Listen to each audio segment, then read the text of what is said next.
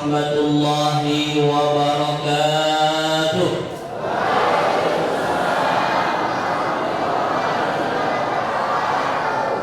Alhamdulillah rabbil alamin. Alhamdulillahilladzi anzala sakinatan fi qulubil mu'minin liyazdadu imanan ma'a imanihim. Asyhadu an la ilaha illallah wa asyhadu anna sayyidana Muhammadan abduhu wa rasuluh la nabiyya wa la rasula ba'dah. Allahumma fassalli wa sallim wa barik ala hadzal nabiyyil karim sayyidina wa habibina wa syafi'ina wa maulana Muhammadin wa ala alihi wa ashabihi ajma'in. Rabbi ishrah li sadri wa yassir li amri wahlul 'uqdatam min lisani yafqahu qawli. Amma ba'd. Ustaz Heru, CEO BWA yang saya hormati, Ustaz Dwi selaku pembawa acara, segenap tokoh masyarakat, alim ulama, FBG Khadijah yang Masya Allah luar biasa telah menyampaikan tausiahnya kepada kita semua. Bapak Ibu jamaah sekalian, insya Allah semua calon penghuni surga, amin. Ini saya lihat banyakkan ibu-ibunya ya, Masya Allah. Ada yang pakai jilbab pink, gamisnya hitam ya, berarti Blackpink ya. Ya, terus saya lihat ada Blackpink di sana ya. Insya Allah, alhamdulillah. Kenapa Pak? Di setiap pengajian banyakkan perempuan, ada yang tahu nggak? Ya, ya. Di setiap pengajian di seluruh Indonesia, dari Aceh sampai Papua, kalau ngaji pasti banyakkan perempuan. Sebagian lebih besar jumlah perempuan dibanding laki-laki. Satu tandanya apa? Sudah akhir zaman. Ya, banyakkan perempuan dibanding kita, Pak. Jadi Ustaz Dwi istrinya berapa? Alhamdulillah. Nah, saya pun baru satu. Saya baru satu juga. Yang kedua, kenapa banyak perempuan ketika ngaji? Karena tahu perempuan ini nanti ujungnya akan di mana. Ini saya mau kasih kabar dulu. Pertama, kabar baik apa kabar buruk dulu? Baik apa buruk dulu? Baik. Oke, kabar baik ya. Ini bukan kata saya, kata Rasulullah SAW. Kata Rasulullah begini, idza shallatil mar'atul khamsah. Kalau ada perempuan, seorang istri sholat 5 waktu. Sholat 5 waktu. Coba sebutkan absen. Subuh, zuhur, asar, maghrib, isya. Sama ya? Di Jakarta jam 4 sholatnya sama kan? Gak nambah 6 waktu enggak? Baik, sepakat.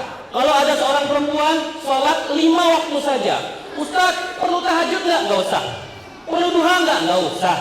Perlu rawatib nggak? Nggak usah. Cukup 5 saja. Kata Rasulullah 5, yang disebutkan 5, yang wajib saja.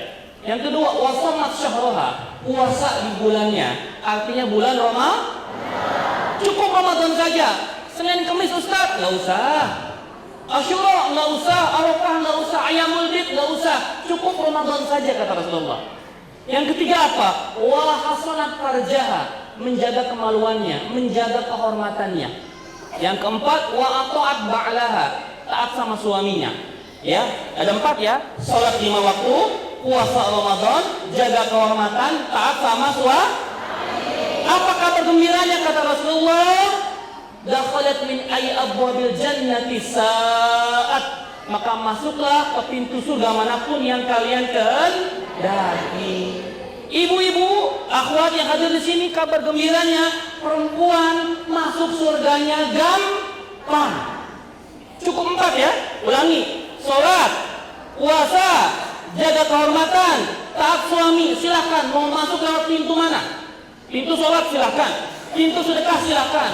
Pintu haji umroh silakan. Bebas perempuan masuk surganya gampang. Kalau kita Pak, yang cowok-cowok nih Pak, laki-laki, susah Pak surganya Pak. Saya bilang ini, ya, kita ini susah Pak. Yang pertama, kita harus menanggung diri kita sendiri. Belum tentu beres. Belum tentu selamat kita. Kita ini belum tentu selamat Pak. Sudah belum tentu selamat, harus nanggung istri. Makanya kalau ada istri berbuat salah, berbuat dosa, kebagian dosa buat suami. Kalau suami buat dosa, kebagian nggak istri? Enggak. Kurang mereka Pak. Kalau anak berbuat dosa, kebagian bapaknya yang disidang. Itu laki-laki surganya itu ribet. Ribet tuh bahasa Papuanya apa? Susah. Perempuan surganya gampang. Itu kabar gembira. Saya biasanya bawa 2 kabar kan? Setelah kabar gembira, kabar buruk. Mau dikasih tahu kabar buruknya? Apa saya pulang aja? Kabar buruknya, ketika Rasulullah SAW Isra Mi'raj, ya, Isra kan jalan dari Makkah ke Al-Aqsa, Mi'raj itu naik, dia sampai ke Sidratul Muntaha, diperlihatkan, ditunjukkan sama Jibril, sebelah kanan Rasulullah itu ada surga, sebelah kiri beliau ada neraka. Surga dilihat, Masya Allah, pemandangan luar biasa, di bawahnya mengalir sungai-sungai, seperti Raja Ampat kemarin kami nginep di Aku Resort, di bawahnya ada sungai-sungai, ada ikan hiunya. Artis yang saya tadi nyebrang renang, baru berapa menit naik lagi, Abi, ada hiu. Saya bilang, kenapa nggak ajak teman aja kenalan sama hiunya? Kan di Jakarta nggak ada, kita berenang aja nggak ada hiu. Ya, di sini spesial ada hiunya. Nanti katanya di Misol hiu lebih gede lagi katanya. Masya Allah ya. Surga mengalir di bawahnya, air-air yang indah, yang jernih sekali. Ya. Nah, di sebelah kirinya Rasulullah SAW ditunjukkan Jibril ada neraka. Nah, kabar buruknya buat yang hadir semua di sini, sebagian besar penghuni neraka adalah ulangi. Sebagian besar penghuni neraka adalah pantesan Pak, banyak perempuan yang ngaji karena mereka tahu bakal masuk neraka. Alhamdulillah.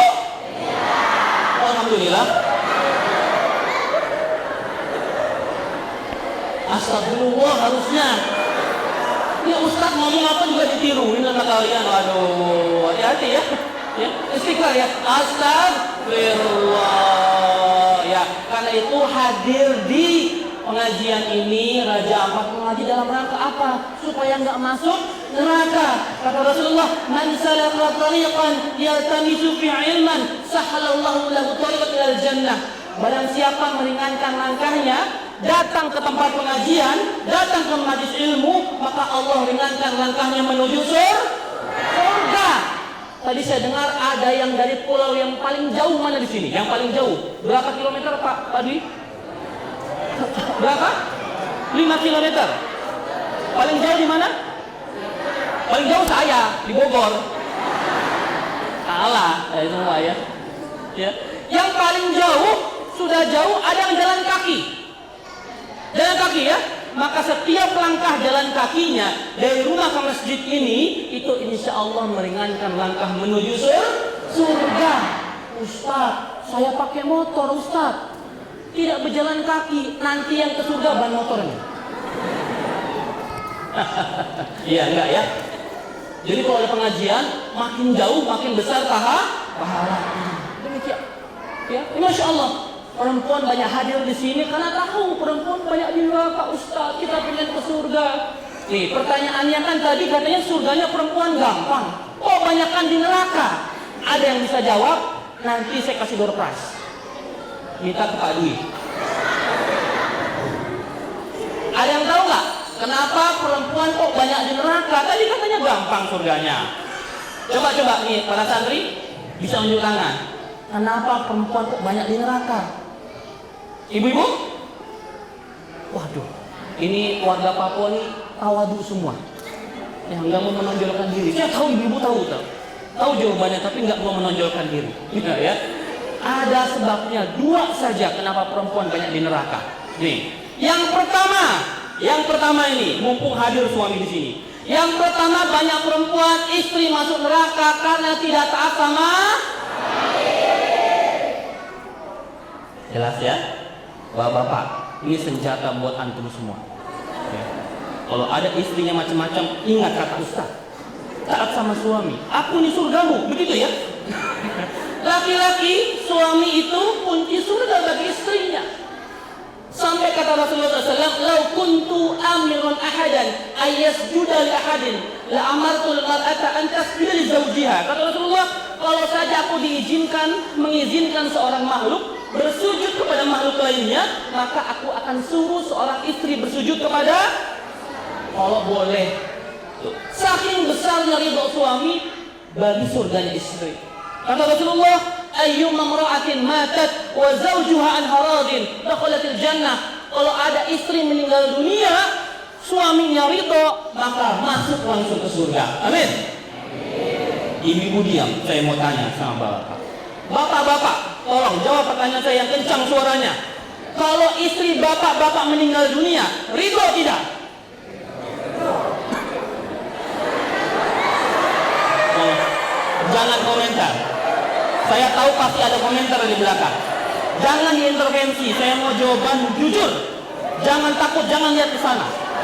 Saya lihat di sini, kalau saya ridho saya nggak boleh pulang, Ustaz. Saya tidur di luar, Ustaz. Coba bapak, yang laki-laki yang sudah punya istri, kalau istri bapak-bapak meninggal dunia, antum semua ridho tidak? Senang sekali, Masya Allah.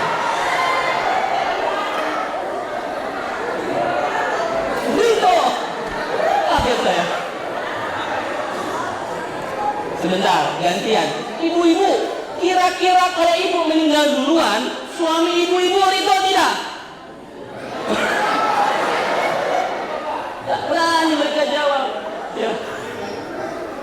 Bu, ini ridhonya ridho beneran ya Bu ya. Tadi itu ridhonya saya khawatir itu ada unsur-unsur lain itu. Ini bukan ridho tapi gembira sekali Bapak ini. Curiga saya Pak. Ini pasti ada sesuatu. Dulu si ibu pernah bilang, abang, kakak, pokoknya selama adek masih hidup, abang gak boleh kawin lagi. Nah itu masalahnya. Jadi ketika ibu meninggal dunia, alhamdulillah, yes. Bukan itu ya. Bukan itu bukan ridho, namanya syukurin itu bukan ya. Ridho artinya apa? Seorang suami ketika istrinya meninggal, ya Allah, aku ridho kepada istriku ya Allah, dia telah berbakti kepadaku ya Allah, telah mengurus anak-anakku ya Allah, masukkan dia ke dalam surgamu. Itu ridho seperti itu. Maka seorang istri yang mendapatkan ridho suami yang seperti itu masuk dalam surga. Masya Allah. Ya, ibu-ibu, cari ridhonya suami. Maka pulang dari tablik akbar ini, bagi yang coba, saya absen sebentar. Suami istri yang hadir saat ini coba unjuk tangannya. Bapak yang bawa istrinya mana? Bapak yang bawa istrinya mana? Unjuk tangan Pak. 1, 2, 3, 4. Baik, 5. Keren. Ada yang bawa istrinya? Tidak ada bawa istri? Bawa. Alhamdulillah. Ibu-ibu yang bawa suaminya mana? Kok sedikit sekali? Suaminya kemana? Lagi mancing ya? Waduh. Oke, bagi yang tidak bawa suami, sampaikan pesan nanti. Pulang ke rumah, ambil tangan suaminya, cium tangannya. Abang, maafkan adek abang. Tuh, gak pernah gitu. Minta maaf. Ini setahun sekali minta maaf lebaran aja. Minta maaf ya. Cium tangan suaminya, bang, adek minta maaf. Selama ini kurang maksimal melayani. Pokoknya mulai detik ini, abang mau apa saja, adek kasih.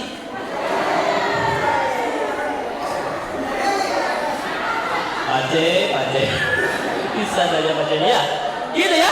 Cari ridho suami. Yang kedua, kenapa banyak perempuan di neraka? Ada yang tahu? Ini kodenya. Apa nih? Tidak bisa menjaga lisannya. Perempuan itu hobinya, saya ngomong aja hobinya apa? Iya. Hati-hati dengan lisan. Ya. Bapak, nih perempuan itu, laki-laki itu sehari semalam, ya kata seorang ahli, sehari semalam itu bicara hanya sekitar 6.000 sampai 7.000 suku kata Pak. Kita ini 24 jam Pak, bicara 6.000 7.000 suku kata. Kalau istri kita Pak, sehari semalam 24 jam dia bicara berapa? 20.000 suku kata. Artinya istri kita ngomong 3 kali lipat dibanding kita. Makanya kalau kita bilang ibu atau mama, apa jawaban istrinya? Oh, panjang kali. Memang kayak begitu. Ini wajar ya Pak ya. Kalau perempuan banyak omong wajar. Ibu-ibu silahkan banyak bicara, tapi bicaranya kebaikan. Yang masalah itu ketika bicaranya membawa dosa. Di antaranya apa bicara membawa dosa? Ghibah. Ada yang tahu ghibah itu apa?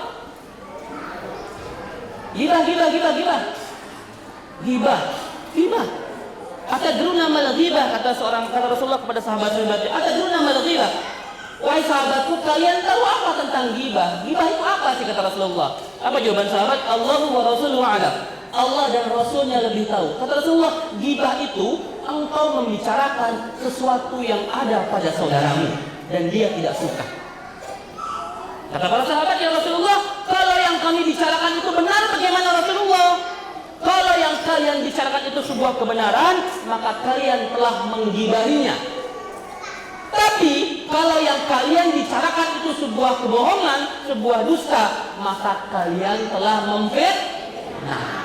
Jadi ghibah itu kita bicarakan seseorang walaupun dia benar. Contoh. Ada tetangga kita bercerai.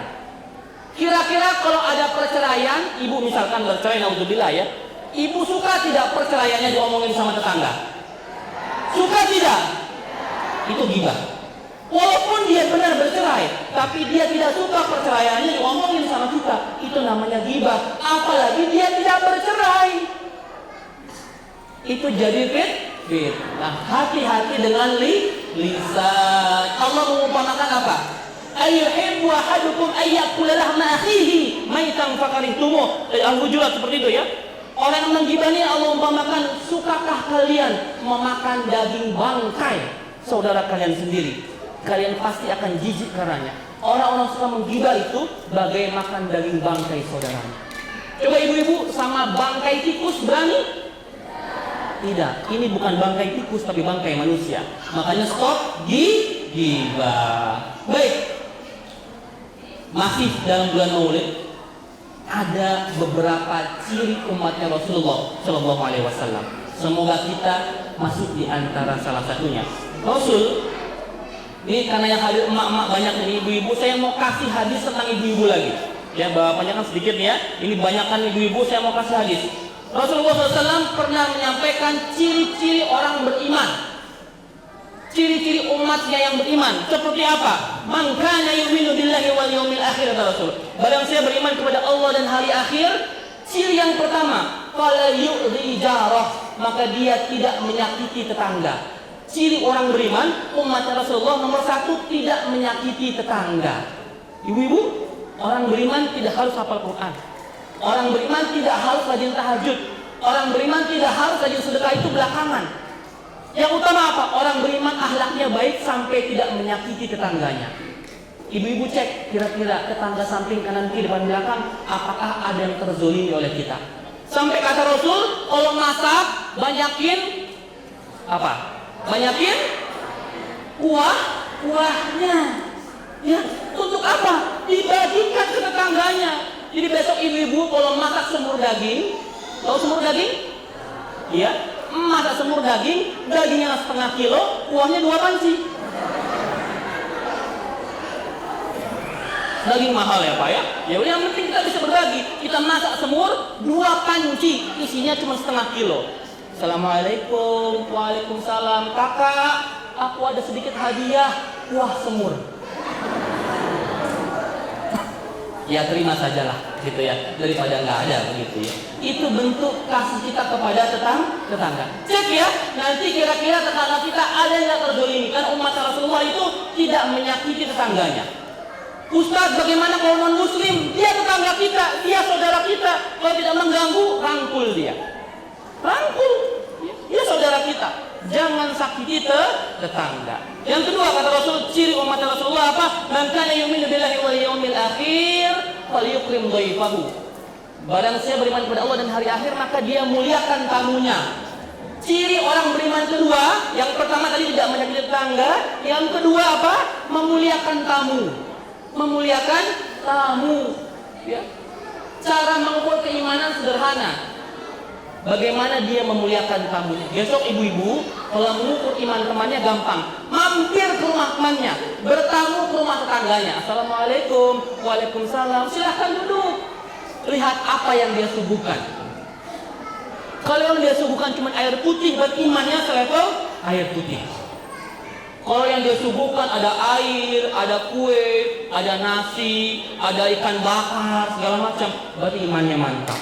Ya, itu cara memuliakan tamu. Jangan suka seuzon sama tamu. Ini ibu-ibu kan, assalamualaikum. Waduh, dia lagi. Bahaya ini. Ini pasti mau utang. Ini pasti mau minjam beras ini. Bahaya. Udah, dek bilangin, ibu nggak ada. Ya, anak kita keluar, tante, kata mama tadi, mama suruh bilang mama nggak ada.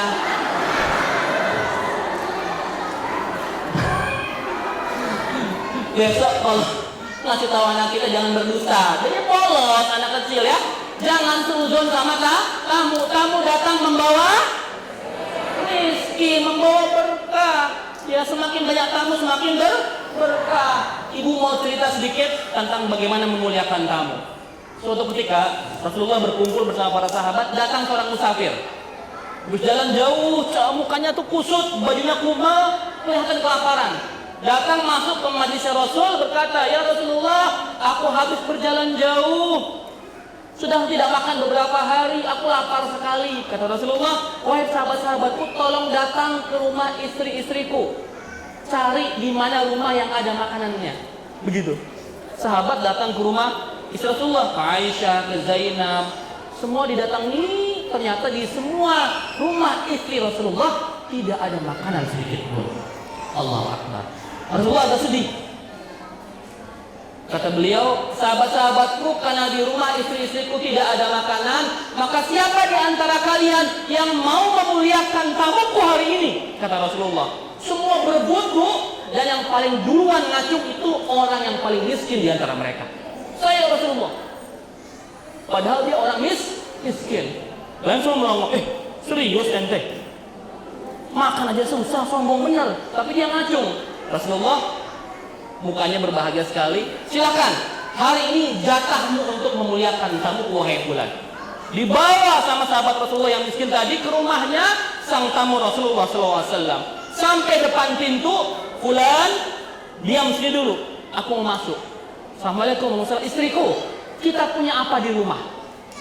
Ada makanan apa di rumah? Kata istrinya, "Wahai suamiku, kita nggak punya makanan apa-apa. Ini tinggal ada satu porsi buat anak kita. Anak kita dari tadi rewel, menangis terus, kelaparan, nggak bisa tidur. Ini buat jatah dia." Kata suaminya, "Sudahlah, anak kita tiduri saja. Ini makanannya kita berikan buat tamunya Rasulullah SAW." Dikerjakan, anak-anaknya tidur, berkumpullah 3 orang. Sang tamu Rasulullah, sang suami sahabat Rasulullah tadi sama istrinya di satu meja makan. Kira-kira pertanyaan saya, kalau ada tamu 1 orang, tuan rumahnya enaknya makan apa tidak? Makan apa tidak? Makan. Sang tamu pasti nggak enak dong kalau makan, tuan rumahnya nggak makan. Tapi cuma 1 porsi. Apa harus dibagi 3? Nggak mungkin, sedikit sekali. Akhirnya, untuk tidak mengecewakan tamunya, maka mereka ambil 3 piring. 1 piring isi makanan buat sang tamu, 2 piring kosong buat suami dan istrinya. Duduk bersama-sama di meja, ya, agar tidak mengecewakan tamunya, maka sang suami tadi pura-pura membenarkan lampu tempel, Pak, lampu minyak begitu, lampu sedang dibenarkan, jatuh, memang sengaja dijatuhkan. Wah, gelap ini. Seperti nanti malam, Pak, kita gelap, Pak, ya, karena nggak ada listrik di sini katanya. Gelap. Waduh, bagaimana dong? Ya sudah, nggak apa-apa, kita makan gelap-gelapan yuk. Akhirnya sang tamu Rasulullah itu makan dengan sangat lahap. Sang suami dan istri karena piringnya kosong, mereka pura-pura ngunyah. Ya, mengunyah, makan angin. Ya, sang tamu tadi kenyang, alhamdulillahirabbil alamin. Sang suami dan istri juga kenyang makan angin. Ya, akhirnya sang tamu itu pulang. Malaikat Jibril datang kepada Rasulullah. "Ya Rasulullah, ada kabar gembira.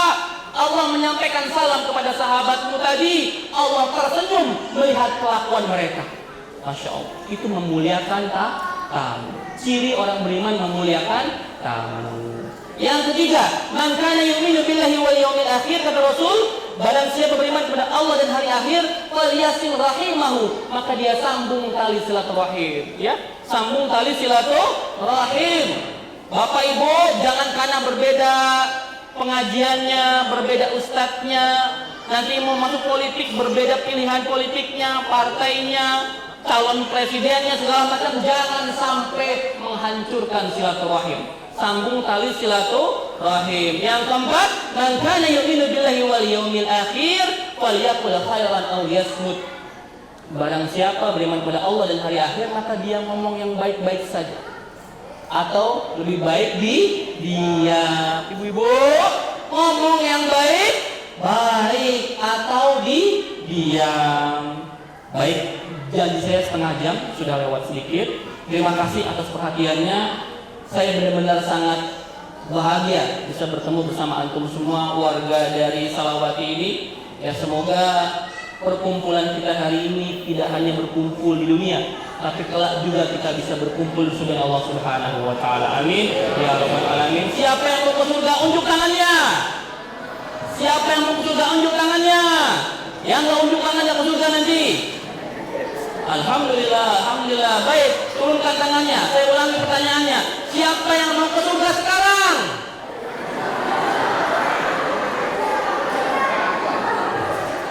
Ibu mau ke surga sekarang? Kalau saya, Ustaz mau ke surga sekarang? Mau. Walaupun meninggal dulu, yang penting masuk surga kan? Karena kita nggak tahu kapan meninggalnya, belum tentu ke surga. Tadi kata Teh Peggy, betul, amal ibadah kita tidak bisa memasukkan kita ke dalam surga. Yang bisa memasukkan kita ke dalam surga adalah ridhonya Allah. Makanya doa kita ba'da salat apa? Allahumma inna nas'aluka ridhoka wal jannah. Inna nas'aluka ridhoka wal jannah. Ya Allah, aku mohon kepada Engkau ya Allah ridhomu. Setelah dapat ridhonya Allah, wal jannah, dan surga. Cari ridhonya Allah, dan ridho Allah itu paling mudah didapati ketika kita juga meridhoi sama manusia.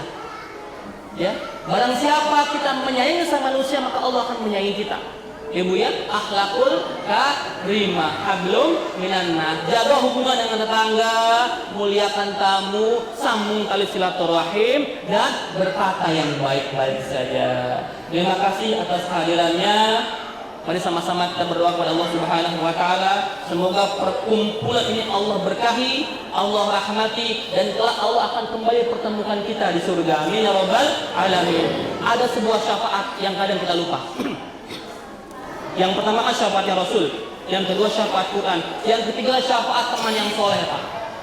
Sahabat yang soleh itu bisa menolong kita di akhirat. Karena itu, sebelum saya meninggalkan Salawati ini, saya bertanya kepada antum semua, Bapak, Ibu, adik-adik sekalian, warga Salawati, kira-kira mau tidak menjadi saudara saya? Mau tidak menjadi saudara saya? Alhamdulillah Rabbil Alamin. Tolong diingat wajah saya seperti ini, ya, beda bentuk sama Bapak Ibu semuanya. Bapak Ibu dari Papua, saya dari Korea. Ya, ingatkan wajah saya seperti ini. Nanti kalau Bapak Ibu Allah takdirkan ke surga lebih dahulu, tidak ketemu dengan saya Ustaz Hilmi, tolong cari tanya sama Allah, ya Allah ya Rabb, di mana Ustaz Hilmi? Kenapa dia tidak ada di surga? Dia sedang di neraka. Kok ketawa? Senang beneran di neraka? Ya. Jangan ya Rabb, beliau dulu pernah mengisi di masjid. Apa ini? Nurul Huda ya Rabb. Pernah ngisi barang-barang bersama kami warga Salawati, kami ingin dia ikut gabung bersama kami di surga. Allah mengabulkan permintaan hamba yang beriman. Ibu-ibu, bapak sekalian, kalau ke surga duluan, ingat-ingat saya, panggil nama saya, sebut nama saya, karena pertolongan, syafaat dari teman-teman yang soleh bisa menyelamatkan saudaranya. Amin ya rabbal alamin. Alhamdulillah rabbik fala takunanna minal mumtarin. Billahi taufiq wal hidayah. Wassalamualaikum warahmatullahi wabarakatuh.